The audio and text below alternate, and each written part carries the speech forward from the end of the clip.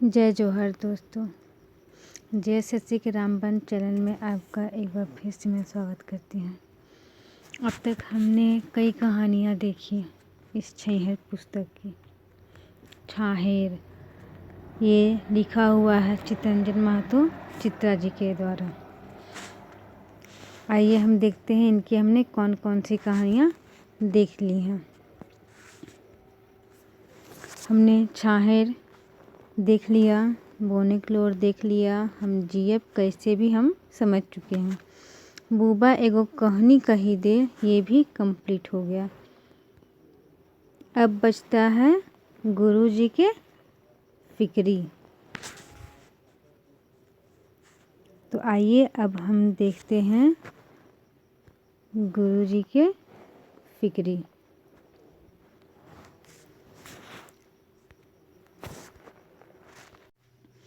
आइए अब हम चलते हैं इस पाठ पे जिसका नाम है गुरुजी के चेठा। चेठा का मतलब होता है फिक्री, मीन्स फिक्र, चिंता। और इसमें पात्र भी हैं। इसमें सबसे पहला पात्र आप देख सकते हैं गुरुजी राम नारायण। फ्रेंड्स, आप यहाँ देख रहे होंगे कि राम नारायण यहाँ पे जो है सिंपल से ही लिखा हुआ है। फ्रेंड्स, होठा में ज़्यादा मतलब कि चेंजेस नहीं रहते हैं। आइए अब हम इसे शुरू करते हैं। गुरुजी राम नारायण के रायतों के नींद नी लागईन। सबसे पहले इसमें बोल रहा है कि जो गुरुजी हैं जिनका नाम है राम नारायण, उनको जो है रात में भी नींद नहीं आता है। टुकुर टुकुर देश दुनिया कर सर समाचार सुनी, हर घड़ी सोचते रहतला। वो जो हैं टुकुर टुकुर मीन्स बैठ करके एक टक से देखना किसी भी चीज़ को। वो होता है कि वह देश और दुनिया का समाचार सुनते रहते थे और उसके बारे में ही वो चिंता करते रहते थे। उसी के बारे में इस पाठ में दिया गया है। दिन जे पेपर पढ़तला, रेडियो समाचार सुनतला, तो आकुल वाकुल हई के रही जातला। और उनमें ये था कि दिन में वो पेपर पढ़ते, रेडियो सुनते और व्याकुल हो जाते थे, व्याकुल होके रह जाते थे। गुरुजी राम नारायण पढ़तला इसराइल और लेबनान कर लड़ाई खबर, पढ़तला अमेरिका के जोर जबरदस्ती इराक ईरान पर चढ़ाव, पढ़तला पाकिस्तान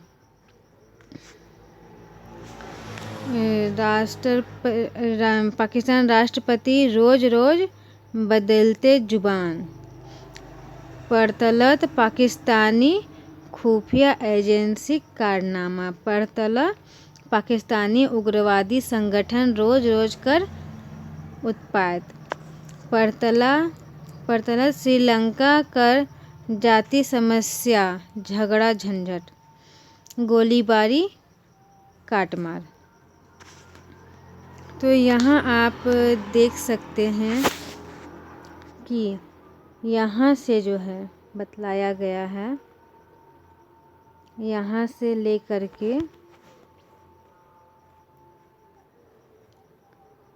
ये जो इतना दूर का दिया हुआ है कि वो जो है हर खबर को पढ़ते थे और सुनते थे। दोस्तों, यहाँ से काफ़ी सारे सवाल बन सकते हैं कि गुरुजी जो हैं वो कौन सी खबरें पढ़ा करते थे। तो उसमें आप ये सब खबरें डाल सकते हो, ऑप्शन में रह सकता है ये सब कुछ भी। तो इसलिए इससे ये जो पूरा पैराग्राफ है इसे आप अंडरलाइन ज़रूर कर लीजिएगा, इसे आप नोट ज़रूर कर लीजिएगा। जिससे कि आगे एग्ज़ाम के लिए आप लोगों को हेल्प मिलेगा। यहाँ पे जो बतलाया गया है कि गुरुजी पढ़ते थे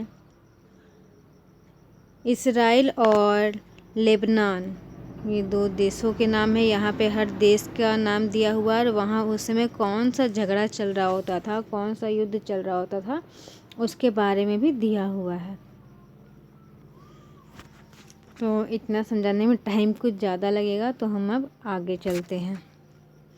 नेपाल कर राजनीतिक समस्या, बांग्लादेश कर उटपटांग समस्या, चीन कर आपन पेंतराबाजी, वियतनाम कर उत्तर दक्षिण समस्या आरो कते कते पूर्व एशिया समस्या और पश्चिम एशिया समस्या। मतलब उनको दुनिया भर की जितनी भी जहाँ पे भी कुछ होता था जो समाचार के बारे में उनको सब जानना होता था। सब वो सुनते थे और फिर वो व्याकुल होते रहते थे।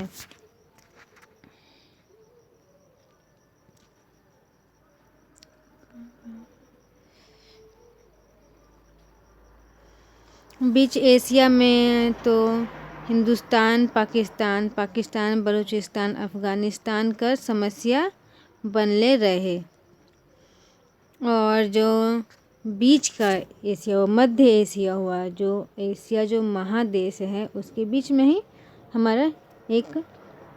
हमारा जो देश है हिंदुस्तान, वो भी इसी में आता है। तो दोस्तों, अगर आपसे कभी भी कोई पूछे कि हमारा देश किस महादेश में आता है, तो एशिया महादेश में, वो भी मध्य एशिया में।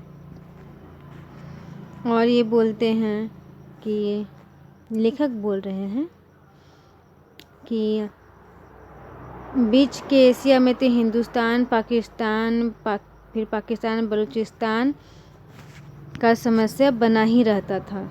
पाकिस्तान जो है वो अक्सर किसी न किसी से उलझता ही रहता था। अभी भी आप देख सकते हैं कि अभी वो किसी न किसी से उलझा ही रहता है। गुरुजी राम नारायण परेशान रहत, और ये सब जानकर गुरुजी जो है राम नारायण वो परेशान रहा करते थे। गुरुजी राम नारायण सोबले बेसी सोतला अमेरिका का राजनीति बारे। धनी देश रहे अमेरिका, ज्ञान विज्ञान आर धनो संपत्ति में आगू सेले उ कमजोर देश के अपन गुलाम तरीका नचवे खेलवे हेलें। और वो ये सोचते थे कि जो अमेरिका है वो तो राजनीतिक देश है, वो धन संपत्ति में सब में आगे है। वहाँ पढ़ने की व्यवस्था हो गया, फिर वहाँ पे ज़्यादा पढ़े लिखे लोग हैं। वो जो है एक विद्यमान देश के नाम पे विख्यात है, और इसीलिए वो अपना जोर जो है अपने से नीचे के देशों पर अपना दबाव बनाता है और उसे अपने अंगुलियों पर नचाता है। इसराइल और फिलिस्तीन कर समस्या, इराक कर समस्या, ईरान, अफ़गानिस्तान, पाकिस्तान संग ओकर सहमति और असहमति जग जाहिर रहे। और इसमें बतला रहे हैं कि इसराइल और फिलिस्तीन का समस्या, इराक का समस्या, और इराक, अफ़गानिस्तान और पाकिस्तान के साथ, ईरान और अफ़गानिस्तान का पाकिस्तान के साथ सहमति और असहमति। एकरो चिंता फिक्रे गुरुजी रामनारायण के नींद नहीं आवे, और उनको इसलिए भी नींद नहीं आता था। इसके बारे में सोचते थे कि ईरान और अफ़गानिस्तान का पाकिस्तान के साथ सहमति है, असहमति है, ये जग जाहिर हो रहा है, उसका भी चिंता ये करते थे। यूरोप कर देश पराया चुप रहत, ये राजनीति लफड़ा में नी पड़े चाहेला, और ओखनी आपन विकास खातिर राय दिन जापान लेखे जागल रहत। और इसमें आगे बताया जाता है कि यूरोप देश जो है वो राजनीति लफड़ों में नहीं पड़ता है, ना तो वो अपना विकास करना चाहता किसी और की तुलना में, और ना ही किसी को अपने दबाव में बना के रखना चाहता है। और इसीलिए और वो जो है अपना ही विकास करना चाहता है, इसलिए वो रात दिन जो है जापान की तरह लगा रहता है। Norway, Sweden, Italy, Germany, France, Switzerland दिन दुगुना रात चौगुना बढ़े हेलत। और इन्हीं सब लफड़ों से दूर रहने की वजह से नॉर्वे है, स्वीडन है, इटली हुआ, जर्मनी, फ्रांस, स्विट्ज़रलैंड, ये सब जो है दिन दुगुना रात चौगुना तरक्की कर रहे थे। ब्रिटेन और रूस अमेरिका संगे घिसाए पिटाए हेला, और चीन बीच बीच में बढ़ाव चढ़ा के सर शिकायत करे हेल। ये सब सोची सोची गुरुजी बेमतलब आपन शरीर खराब करे हेलत। और फिर ब्रिटेन और रूस अमेरिका के संग जो है घिसता पिटता रहता था, और चीन भी जो है उसमें बीच बीच में आ करके बढ़ा चढ़ा करके इन लोगों की शिकायत लगाया करता था। और यही सब सोच सोच कर जो है गुरुजी अपना तबीयत को ख़राब करते रहते थे, अपने स्वास्थ्य को बिगाड़ते रहते थे। यहाँ पे खराब दिया है दोस्तों, यही आपको समझना होगा कि कुछ कुछ वर्ड जो है खोटा में हिंदी से थोड़ा अलग है। हर जगह वहाँ पे मतलब कि ब की जगह प का यूज किया जाता है। जैसे कि हम लोग बोलेंगे किताब, तो ये ब आया, पर ये किताब नहीं, खोटा में अगर बोलें तो किताब होगा। इसी तरह से इसमें खराब दिया हुआ होता, खराब है हिंदी में, और खोटा में खराब है। आइए अब आगे चलते हैं। राम नारायण गुरुजी के इतने चिंता फिक्री नहीं रहे, और राम नारायण गुरुजी जो हैं उनका इतना ही चिंता नहीं रहता है। अभी तो ये बस शुरू हुआ है, कहने का मतलब है, लेखक का ये अर्थ है कि बस इतना ही चिंता नहीं है, अभी और बाकी है। आइए आगे देखते हैं। ओखर चिंता फिक्र तो भगवाने जाने पारतला, और उनका चिंता फिक्र जो है वो तो भगवान को ही पता होगा, इंसान तो पता लगा नहीं सकता, इतना उनका था। जखन उ देशक चिंता फिक्री करे लागतला तखन तो ओखर मेहरारू परेशान है जातला, आजी खा लीजिए ना, खाना ठंडा हो रहा है, फिर बोलिएगा खाना नहीं पचा, पेट दर्द कर रहा है। तो वो राम नारायण कर चिंता भंग नी हेतलई, जैसे वो तपस्या में लीन है। और जब वो फिक्र करने लगते थे उस टाइम अगर उनकी जो धर्मपत्नी थी वो भी उन्हें कुछ बोलती, कभी खाना खाने के लिए बोलती, क्योंकि उन्हें शिकायत थी कि ठंडा खाना उन्हें नहीं हजम होता था, तो इसलिए वो बोलती थी कि खा लीजिए खाना ठंडा हो जाएगा। नहीं तो फिर बोलिए कि खाना ठंडा हो गया तो खाना पचा नहीं, पेट में दर्द हो रहा है। फिर भी जो है जो गुरुजी थे, जो राम नारायण हैं, उनका चिंता तब पर भी भंग नहीं होता था, जिससे कि वो किसी तपस्या में लीन हों। राम नारायण तखन आपन देशेक, आपन राज्यक, आपन क्षेत्रेक, आपन गाँवेक और आपन घरक हाल बेहाल सोचैत रहतला। और राम नारायण जो हैं अपने देश के बारे में, अपने राज्य के बारे में, अपने क्षेत्र के बारे में, यहाँ तक कि अपने गांव के बारे में, उसके बाद अपने घर के बारे में, हाल बेहाल के बारे में सोचते रहते थे।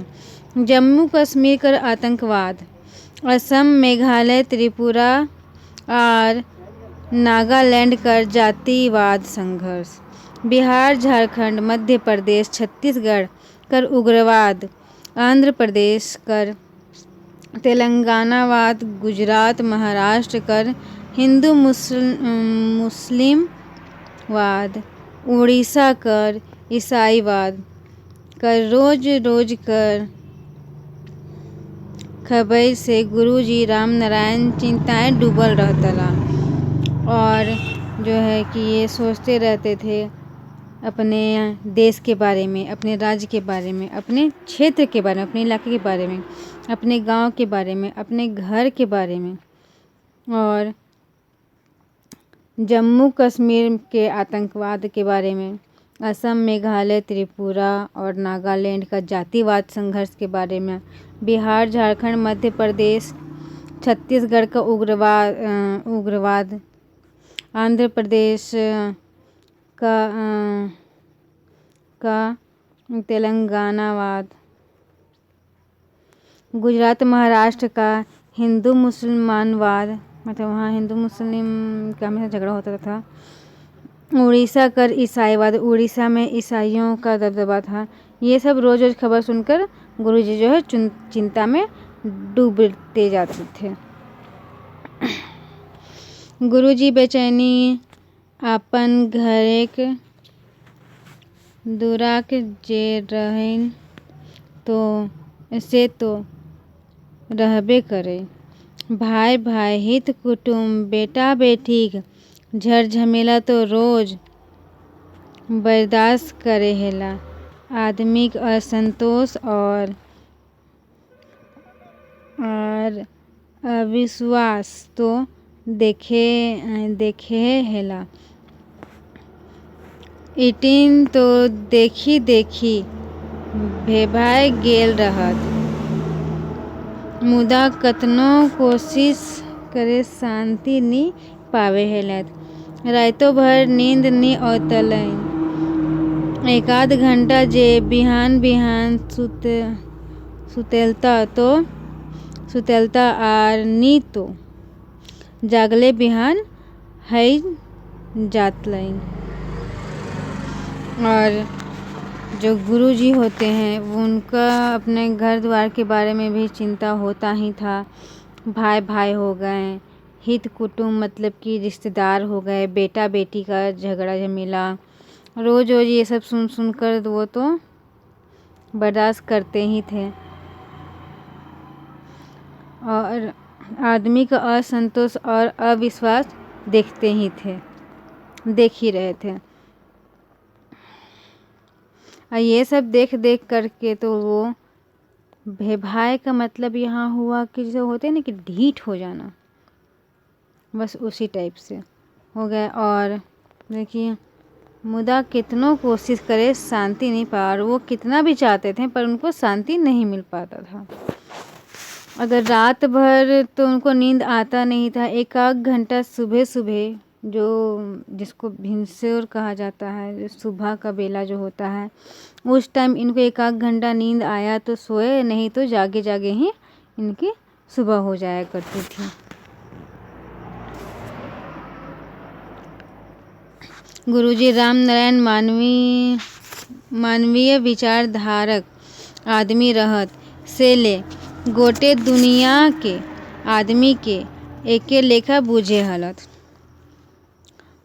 लोगे कतना तफाक है, समाजे कते रकम लोग आहत, देश दुनियाए कते रकम कर भाव विचार है, इटा गुरुजी दिमागे नी आवे हेले। वो तो छुआ के जैसने पढ़वे हलथिन, ऐसा ना करा, ईटा ठीक बात नी लागे, दोसर कर चीज वस्तु दोसर कर ओकर लागे, ऊ चीज़े लोभी नी करे के चाही। कोई छोट है बोड़ है, का करे है का नी करे है, ओकर नुक्ता चीनी नी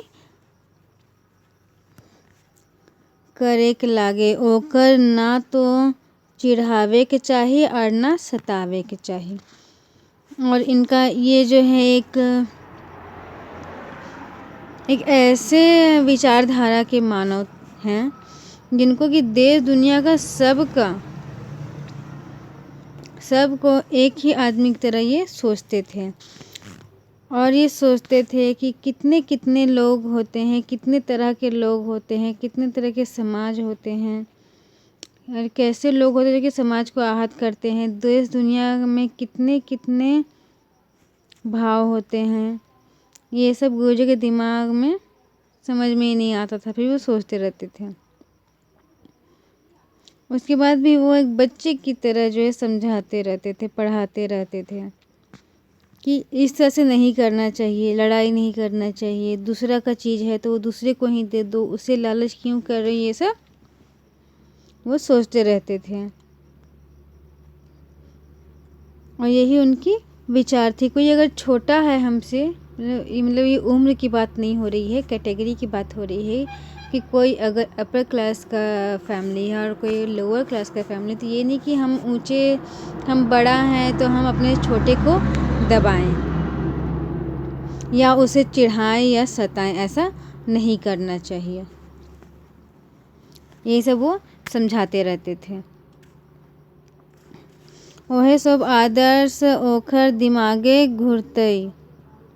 घुरैत रहतल और व्यवहारे ठीक एकर उल्टा हेवे हलै से ले उ भीतरे भीतरे परेशान रहत। ओखर आत्मा ई सोचे नी पारहेल जे दुनियाय ऐसनो आदमी एखनो ई वैज्ञानिक जुग हत। जखन शिक्षाक इतना विस्तार हइ गेल है, विज्ञान इतना आगू बढ़ल है, तउओ आदमी जानवर लेखे आपन बहादुरी देखाय के पुरने इतिहास के दोहरावत रहत है। ई सोच के राम नारायण गुरुजी बड़ा निराश, थाकल हारल तरी रहे लागला और वो उनका आदर्श यही था। और ये सब सोच के उनका दिमाग में ये सब घूमता रहता था और उनका व्यवहार उनको जो व्यवहार के ठीक उल्टा मिलता था, जिसके कारण से वो अंदर ही अंदर परेशान रहा करते थे। वो अपने आत्मा चिंतन करते रहते थे देश दुनिया के बारे में और वो ये सोचते थे कि जब शिक्षा इतना आगे चला गया है, इतना विज्ञान इतना आगे बढ़ गया है, उसके बाद भी आदमी जो है वो जानवर की तरह बर्ताव कर रहा है, पुराने इतिहास को दोहरा रहा है कि जो बलशाली वो अपना बल दिखा करके दूसरे पे जोर जमाना चाहता है, जो कि पहले हुआ करता था। और यही सब सोच सोच कर जो है गुरुजी निराश हो जाते थे, हताश हो जाते थे, थके हुए, खुद को हारे हुए महसूस करने लगे थे। विदेशी आतंकवाद और देशी उग्रवाद से देश का राजनीतिक स्थिरता के डगमगाए के राखी देल रहे। रोज रोज बम विस्फोट, बारूदी सुरंग विस्फोट, गोलीबारी, मुठभेड़ कर खबर रेडियो सुनली, टीवी देखतला और पेपर पढ़तला, कहियो 10 तो कहियो 20 तो कहियो आरो बेसी मोरतला। बिहारी दुश्मन जतना खतरा करे हेलत ओकरो बेसी नुकसान घरेलू दुश्मन करे हेलत। और वो जो है देश विदेश से आतंकवाद का, उग्रवाद का, जो कि जिसके कारण से राजनीतिक स्थिति जो है वो डमाडोल हो गई थी, डगमगा रही थी। और डेली बम विस्फोट का, बारूदी सुरंग का विस्फोट का, गोलीबारी जो मुठभेड़ में हुआ करता था, ये सब का समाचार न्यूज़ जो है रेडियो पे सुन के, टीवी पे देख कर, पेपर में पढ़ते थे। और किसी दिन 10 तो किसी दिन 20 का मरने का खबर आता था। और बाहरी दुश्मन से ज़्यादा जो अंदर के दुश्मन होते थे उनसे नुकसान हुआ करता था। और यही सब वो सुनते और सोचते रहा करते थे। काएक राज्य उग्रवादी विचारधाराक लोके दक्षिण लोकतांत्रिक सरकार व्यवस्था में जिम्मेदारी व्यवस्था, सामंती व्यवस्था और अंग्रेजी पुलिस व्यवस्था के भारत ले मेटवे के नामे माओवादी गतिविधि अपनावत तो फिर ओकर विचारधारा से हट के दोसर संगठन बनवावत। सरकारी तंत्र के तोड़ फोड़, सड़क कर पुल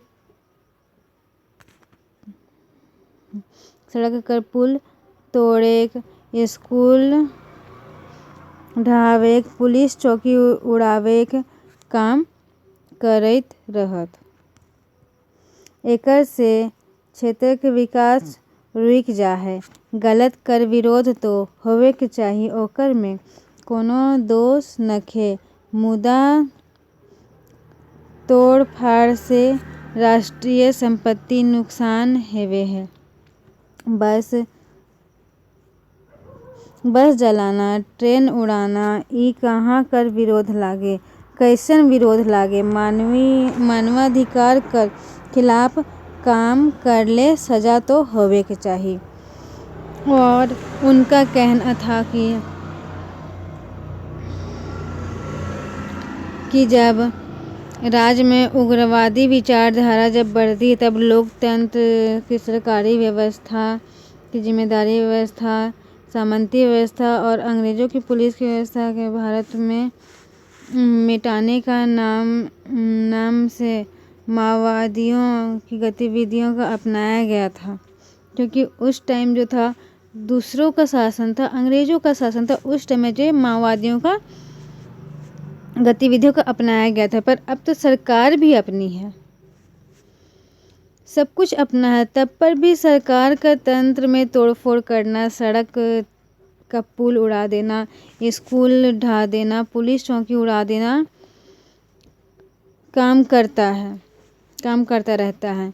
इससे तो क्षेत्र का विकास ही रुक जाता है। गलत का विरोध होना चाहिए और विरोध होवे के चाहिए, ओकर में कोनो दोष नहीं। और दूसरे का विरोध होना चाहिए लेकिन उसमें कोई दोष नहीं है। लेकिन मुद्दा ये है कि तोड़ फोड़ से राष्ट्र का संपत्ति का ही नुकसान होता है। अब बस जलाना, ट्रेन उड़ाना ये कहाँ का विरोध है, कैसा विरोध है।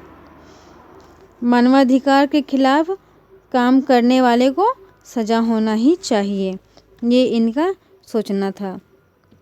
गुरुजी राम नारायण कर विचारे ई प्रयास भटकावे के कारण हेवे लागल।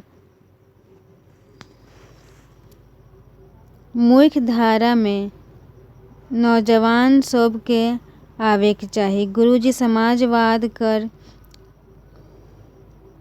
मनवैया रहत, सेहे ले तो समाजे कोनो अन्याय हेले सहे नी पारे हला।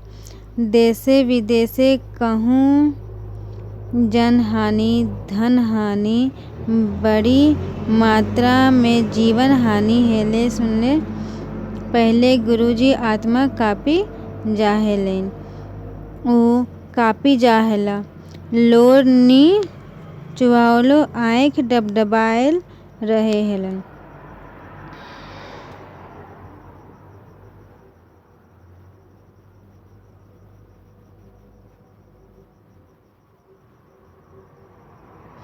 गुरुजी राम नारायण का ये सब जो विचार था उसको जो है भटकाने का कोशिश होने लगा।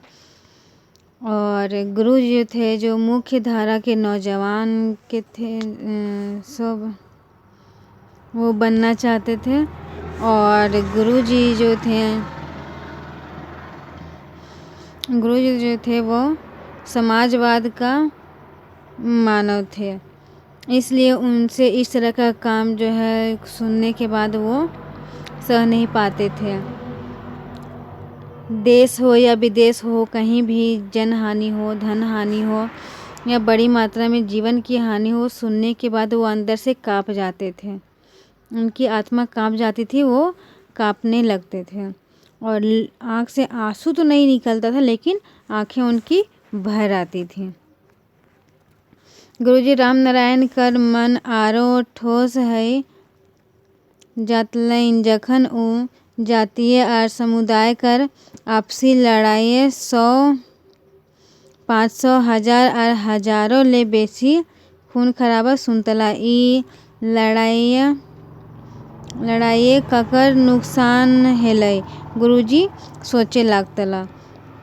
बेसी गरीब तो मोरले हेता। रोज मजदूरी करे वाला, फेरी करे वाला, फुटपाथ में दुकान देवैया, फुटपाते चलवैये तो बेसी मारहत। ई जाति आर समुदाय ओला झड़प में जाखिन मारहत ओखिन कर माय बाप जनी छुआ कर आधार आहार शिक्षा दीक्षा कर के जिम्मेवार हेवे। कुफ्र बुद्धि ओला पागल दिमाग लागई पागल दिमाग ओला के बातें चली के काहे जन मानस कूदी जाहत बिन सोचले समझले। और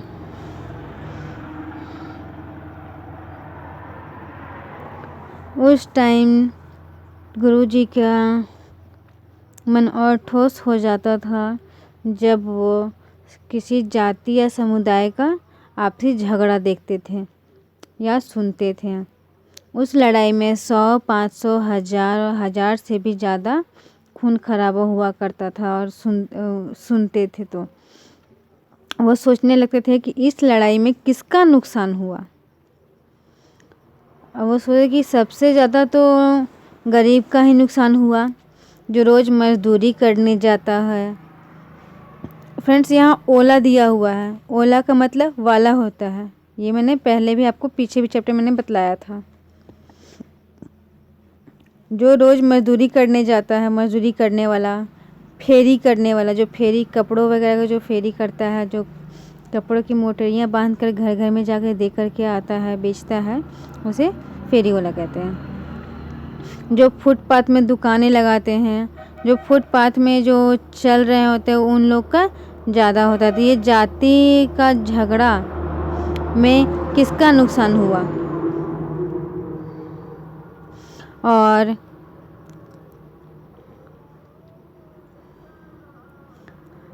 जब वो मारते हैं तो उस टाइम तो उनके माँ बाप, उनके बीवी बच्चे का आधार शिक्षा दीक्षा के जिम्मेदार कौन है। कुप्र बुद्धि वाला मतलब कि जो जिसको पागल दिमाग कहते हैं, तो जो पागल दिमाग वाला जो है उसका बात क्यों चलता है, उसके बात पे लोग क्यों कूद पड़ता है बिना भी कुछ सोचे समझे। ये फ्रेंड्स, इस तरह के झगड़ों में ज़्यादातर देखा गया है कि राजनीतिज्ञ का हाथ रहता है। किसी नेता को वोट चाहिए तो कभी इधर भी जाके बोल देगा, उधर भी जाके बोल देगा। अब दोनों साथ में, दोनों समुदाय एक साथ लड़ो। यही उन लोग का होता है कि फूट डालो और राज करो, जिसे पहले अंग्रेजों का था। गुरुजी राम नारायण देखे हेलत, सुने हेलत, पढ़े हेलत। फलना नेता, फलना ऑफिसर, फलना आईजी, डीआईजी, एसपी, डीएसपी, दरोगा, बीडीओ, सीईओ, सीआई, बड़ा बाबू, छोटा बाबू, कर्मचारी, चपरासी बिना लेले देले कोनो कामे नी करहत। जे जितना बोर ओकर ओतने फीस। 5-10 रुपया से करोड़ों कर सौदा हेवे है। अर्थतंत्र कर युग में जैसन काम ओइसन दाम। आपन स्वार्थ खातिर अरबों कर कमाए खातिर, करोड़ों कर कमाए खातिर, लाखों कर कमाए खातिर हजारों रुपया घूस दई के काम करवाए बेईमान भ्रष्ट स्वार्थी आदमिये के जे कमी नइखे।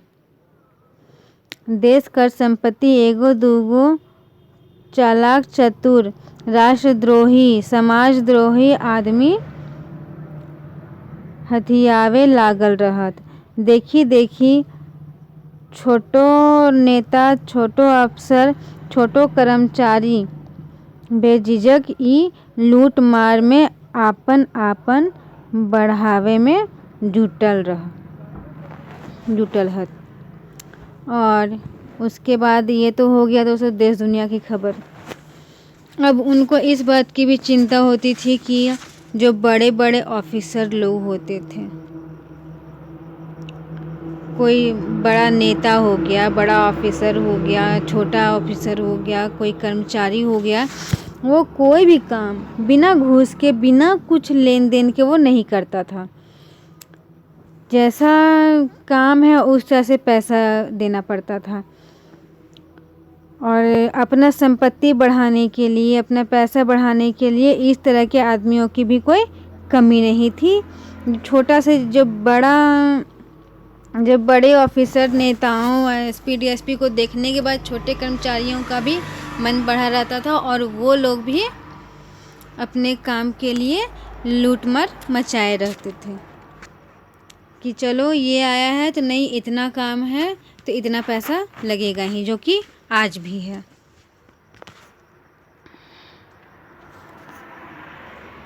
गुरुजी राम नारायण सोचते सोचते बिहान करी देहत।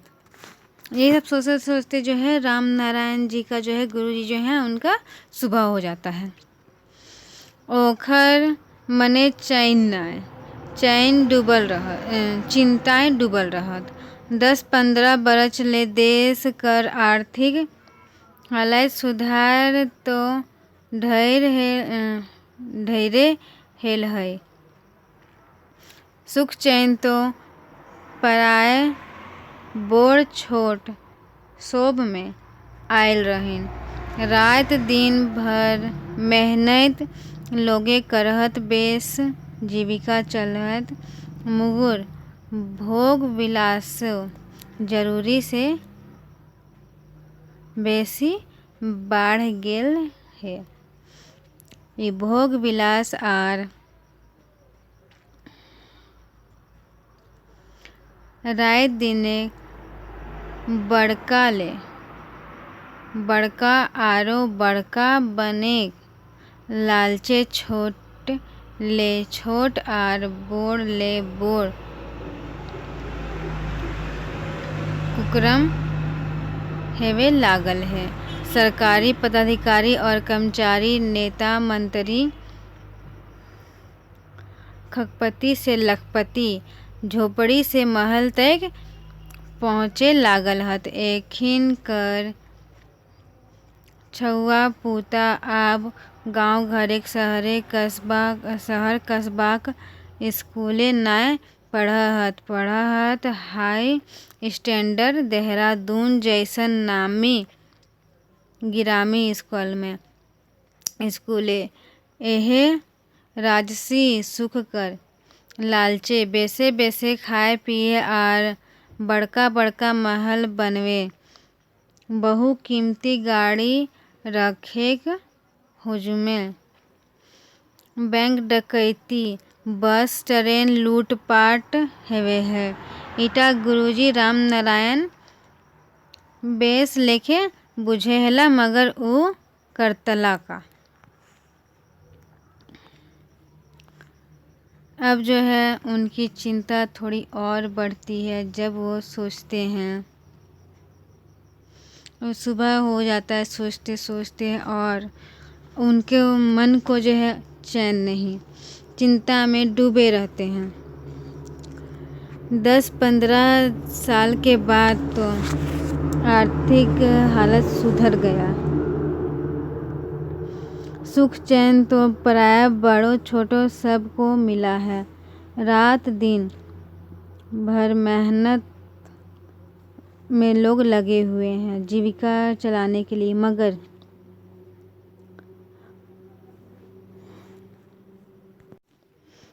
भोग विलास भी जरूरी से ज़्यादा बढ़ गया है।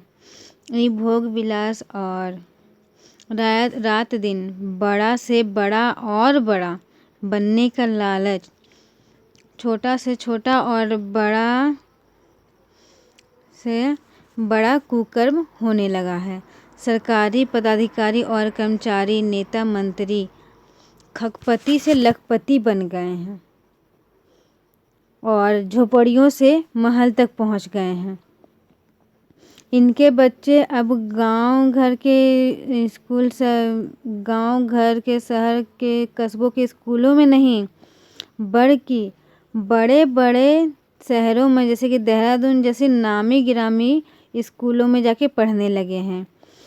इसी राजशाही ठाठ के लिए, इसी राज सुख के लिए, वो अपने इसी सुख के लालच में, अच्छा अच्छा खाने पीने के लिए, बड़ा बड़ा महल बनवाने के लिए, बहुत कीमती कीमती गाड़ियों को रखने के लिए, बैंक में डकैती, बस ट्रेन में लूटपाट होता है। गुरुजी ये सब अच्छे से समझते हैं, लेकिन वो कर ही क्या सकते हैं। गुरुजी कोनो अनीति तो देखे नहीं चाहे हेला, मगर सब तो ओकर आँखें आगू बीते हैल, मगर एकरा रोके खातिर उपाय का रहे। वो सब समय सोचते रहतला।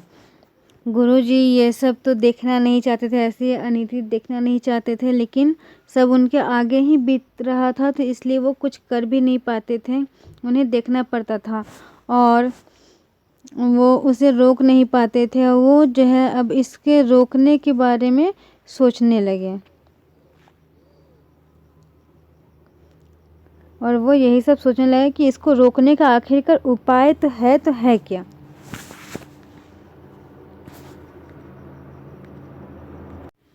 केंद्रीय सरकार आतंकवादी से निपटे ले, ओखिन से बड़ा आतंकवाद बचावे खातिर खुफिया पुलिस, मिलिट्री, सुरक्षा सेना, सीमा सेना आदि कर व्यवस्था करते रहतल। मुदा आतंकवादी बेसी पाकिस्तानी ओखिन संग मिलल देशद्रोही हिंदू मुस्लिम आर आन देशक ट्रेनिंग पायल आतंकवादी कर हमला जखन तखन बोड़ शहर बम्बई दिल्ली कर बेसी बसाव जगह सरकारी भारत कर सोबले बोड़ पंचायत लोग सभाक आगू विस्फोट रोके नी पारेला। ई सब बात गुरुजी रामनारायण के चिढ़वे हेले, और जो है केंद्रीय सरकार जो है इन सब से निपटने के लिए जो है खुफिया पुलिस बनाती थी। आतंकवाद से निपटने के लिए खुफिया पुलिस, मिलिट्री सेवा, सीमा में सेना देती थी, का व्यवस्था करती थी। पर मुद्दा था कि आतंकवाद जो है वो पाकिस्तान से मिला हुआ था, वो देशद्रोही था, हिंदू मुसलमान का झगड़ा करवाता था, ये सब का ट्रेनिंग लेकर आया हुआ था, जहाँ जब मन तब जखन तखन जब तब वो बड़े बड़े शहरों में हमला करवाया करता था। बम्बई दिल्ली जैसे ज़्यादा जहाँ जहाँ पे लोग ज़्यादा बसे हुए थे। सरकारी भारत कर सोबले बड़ा पंचायत, भारत सरकार की सबसे बड़ी पंचायत लोकसभा के आगे में विस्फोट को नहीं रोक पाई सरकार। ये सब बात जो है गुरुजी राम नारायण को चिढ़ाते थे। देशे के भीतरो घात प्रतिघात हेवे हलै बहिरो जैसन, चाहे आर्थिक कारण हेवो, सामाजिक कारण हेवो, धार्मिक कारण हेवो का राजनीतिक कारण हो, कैसो कारण तो जरूरे है विरोध कर कारण। बिना कोनो खास मतलब खास कारण के कहियो काहे विरोध करते, काहे आपन जान गवाए खातिर मुंड ऊपर कफन कर पगड़ी बांधते। जरूर कहू घटिया राजनीति चैल हेवे पारे। ई बात गुरुजी राम नारायण बुझेला मगर वो करतला का। ओकर ठिन कौन चीज कर ताकत रहे कि ऊ राष्ट्रीय अंतर्राष्ट्रीय समस्या के सुलझावे ले कौन हथियार लेके आगू बढ़तला। गुरुजी राम नारायण ऐसे फिक्री डूबल रहतला। अब जो है देश के भीतर में जो घात प्रतिघात जो हमले हुआ करते थे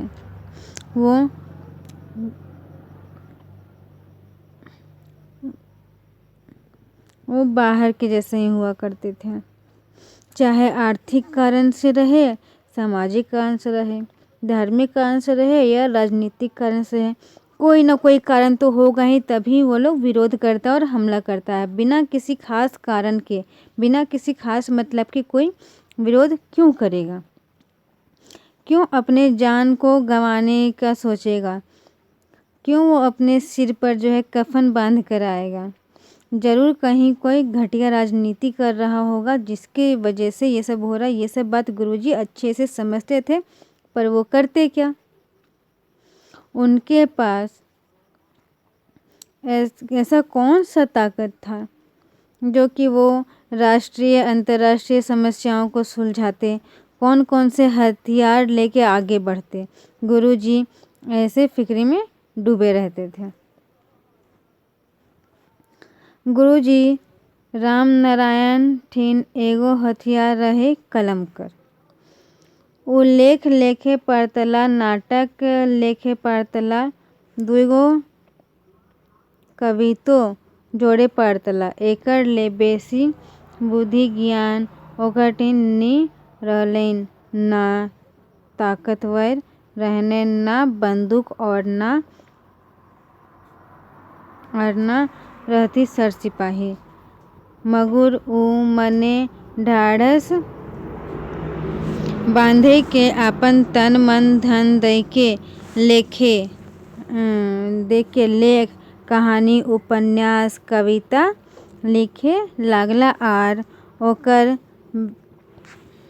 ओकरा बांटे लागला आर बेचे लागला। तब जो है गुरुजी को याद आया कि उनके पास एकमात्र हथियार है, वो है उनकी कलम। तब उन्होंने लिखना शुरू किया। वो लिखते थे और वो जो है नाटक लिखने लगे। वो नाटक लिख सकते थे, एक दो ठो कविता जोड़कर लिख सकते थे, इससे ज़्यादा वो कुछ नहीं कर सकते थे। ना तो उनके पास इतनी ताकत थी, ना उनके पास कोई बंदूक और ना ही उनके साथ में कोई सर सिपाही थे। मगर उन्होंने अपने मन को ढाढ़स बंधाया और अपने तन मन को न्योछावर करके वो लेख लिखने लगे, कहानियाँ लिखने लगे, उपन्यास कविता वगैरह लिखने लगे और उसे बेचने लगे, जिससे कि वो फैले और समाज का विकास हो।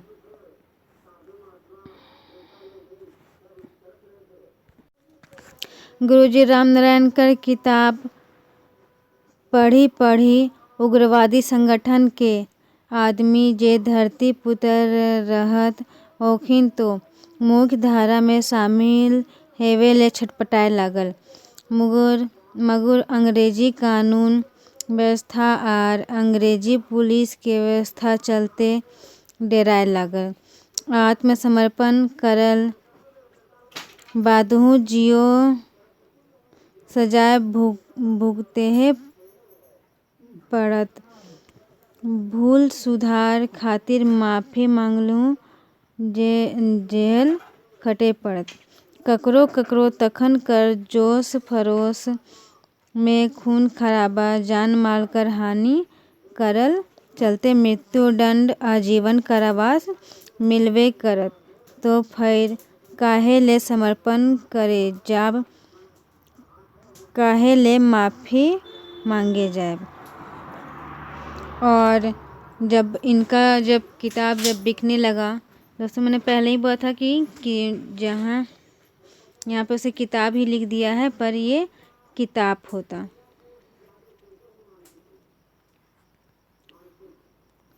वो लोग जब उग्रवादी संगठन के लोग जब पढ़ने लगे तब वो तो जो धरती पुत्र यानी कि जो अपने देश के थे वो तो मुख्य धारा में शामिल होने के लिए छटपटाने लगे। मगर वो अंग्रेजी कानून व्यवस्था और अंग्रेजी पुलिसों से, ब्रिटिश पुलिसों से डरते थे। उनके व्यवस्था डरते थे कि अगर वो आत्मसमर्पण भी करते हैं तब भी उन्हें सज़ा होगा ही। उन लोग अपना भूल को सुधारना चाहते हैं, माफ़ी मांगते हैं तब भी उन्हें जेल जाना ही पड़ेगा, जेल में खटना ही पड़ेगा। और किसी को तो मृत्यु देने की वजह से मृत्यु दंड या आजीवन कारावास भी मिलेगा ही। तो इसलिए इस डर से वो आत्मसमर्पण बोलते कि जब सज़ा हमको मिलेगा ही तब फिर हम आत्मसमर्पण क्यों करें, माफ़ी क्यों मांगे।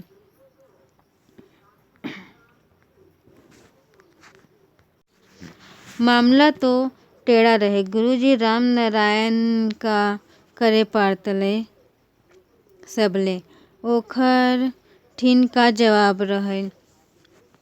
का उ सरकारी कानून नियम के बदले ले सरकार के मजबूर करे पारतलथिन? का उ पुलिस रवैया के रोके पारतलथिन जे पुलिस रक्षक के बदले भक्षक बन गेल रहत? उ पुलिस जे पुलिसिया कार्रवाई खातिर निर्दोषिया के दोषी के जुर्म करार करके मारतलथिन, पीटतलथिन आर जेहेलो ढुकाए देहलथिन। ककरो मारते भोराइयो देतलथिन। एकर छानबीन करे वाला के रहे? जब इस तरह से सवाल इनके सामने आकर के उठे कि जब आत्मसमर्पण करने के बावजूद भी जब सज़ा मिलेगी ही, माफ़ी मांगने के बाद भी सज़ा मिलेगी ही, तो मैं क्यों आत्मसमर्पण करूं? तब इनके पास इस मामले का तो कोई तोड़ था नहीं, क्योंकि गुरुजी क्या कर पाते, सवाल ये था। उनके पास इसका कोई जवाब नहीं था। क्या वह सरकारी नियम को बदल सकते थे? क्या वो सरकार को मजबूर कर पाते इस नियम को बदलने के लिए? क्या वो पुलिस के रवैये को रोक सकते थे? वो पुलिस जो कि रक्षक की जगह भक्षक बनी बैठी थी, वो पुलिस जो कार्रवाई के लिए निर्देशों को, जो निर्दोष होते थे उन्हें दोषी करार करके उन्हें जुर्म का करार करवा कर मारते थे, पीटते थे और जेल में भी डाल देते थे। किसी को तो मार भी डालते थे, जिसका कि कोई छानबीन करने वाला नहीं था। रकम कर सवाल और उलझन उठे लागल गुरुजी रामनारायण कर दिमागे। गुरुजी सोचे लागला, राजनीतिक पहचान तो हमर हे नखे। कईगो एमएलए मंत्री रिश्तेदार आर जान चिन्ह के हइयो हत। मुख्य मंत्रियों और गृह मंत्रियों यानी गृह मंत्री छोटे लागत। ओखिन हमर का मदद करे पड़ता। का चलल आए रहल नियम कानून के ओखिन तोड़े पड़ता। ओकर में संशोधन करे पड़ता। गुरुजी अपने आप बड़बड़ाहत। एकर में संविधान संशोधन कर जरूरी तो नखई तनी संशोधन कर दरकार है रवैया में व्यवहार में। देखी जोदी विचारे भावनाएं कार्यशैली करे पारियई तो तब जो है गुरुजी सोचते हैं कि उनके मन में जो है रंग बिरंगे सवाल उठने लगते हैं। तरह तरह के विचार उठने लगते हैं कि वो क्या कर सकते हैं। उनका तो किसी राजनीति से भी उनका पहचान नहीं है। उनका राजनीति कोई पहचान है नहीं। कितने तो एमएलए मंत्री रिश्तेदार जान चिन्ह के हैं। मुख्यमंत्री और गृह मंत्री जो हैं वो तो छोटे ही लगते हैं। वो मेरा क्या मदद कर सकते हैं। क्या चला आया हुआ कानून जितने चला आ रहा है क्या उसे तोड़ सकते, उसका संविधान को बदल सकते। गुरुजी अपने आप में बड़बड़ा रहे थे और वो बोलते हैं कि इसमें संविधान संशोधन का तो जरूरी नहीं है, लेकिन संशोधन जरूरी है तो रवैये में और व्यवहार में। देखते हैं यदि विचार और भावनाओं की कार्यशैली से अगर ये कर पाए तो। अब जो गुरुजी राम नारायण एगो निश्चय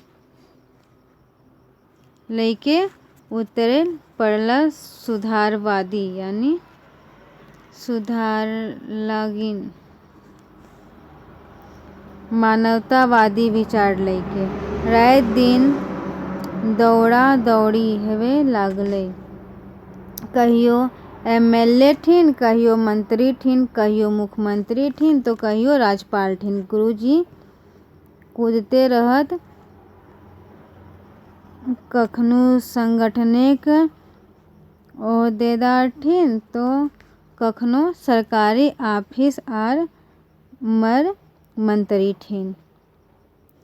और इतना सब होने के बाद गुरुजी ने एक निश्चय कर लिया कि अब उन्हें अपने विचारों को लेकर के अब उतरना है, जिससे कि एक सुधारवादी धारा को लेकर उतरना है, मानववादी विचार को लेकर के उतरना है।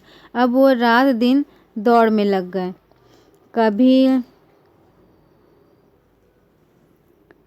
कभी किसी दिन वो एमएलए के पास जाते हैं तो कभी मंत्री के पास जाते हैं, कभी मुख्यमंत्री के पास तो कभी राज्यपाल के पास जाते हैं।